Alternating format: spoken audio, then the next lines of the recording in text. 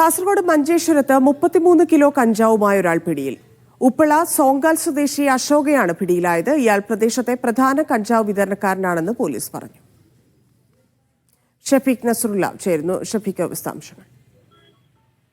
രഹസ്യ വിവരത്തെ തുടർന്ന് മഞ്ചേശ്വരം പോലീസ് ഉപ്പള സോങ്കാലിൽ വീട്ടിൽ നടത്തിയ പരിശോധനയിലാണ് വൻ കഞ്ചാവ് ശേഖരം കണ്ടെത്തിയത്. 33.05 കിലോഗ്രാം കഞ്ചാവാണ് പോലീസ് പിടികൂടിയത്. ഉപ്പള സോങ്കാൽ സ്വദേശി അശോകയെ ആണ് പിടിയിലായിട്ടുള്ളത്. ഇയാൾ ജില്ലയിൽ കഞ്ചാവ് വിതരണക്കാരിലെ പ്രധാന കണ്ണിയാണ് എന്ന് പോലീസ് പറയുന്നുണ്ട്. പോലീസിന് രഹസ്യ വിവരം ലഭിച്ചിരുന്നു, വീട്ടിൽ കഞ്ചാവ് ശേഖരമുണ്ട് എന്ന രഹസ്യ വിവരം. അതിനെ തുടർന്ന് വീട്ടിൽ നടത്തിയ പരിശോധനയിൽ ഇയാളുടെ ബെഡ്റൂമിൽ കട്ടിലിനടിയിൽ ചാക്കുകളിലാക്കിയാണ് കഞ്ചാവ് സൂക്ഷിച്ചിരുന്നത്. കഞ്ചാവ് പോലീസ് പിടിച്ചെടുത്തിട്ടുണ്ട്.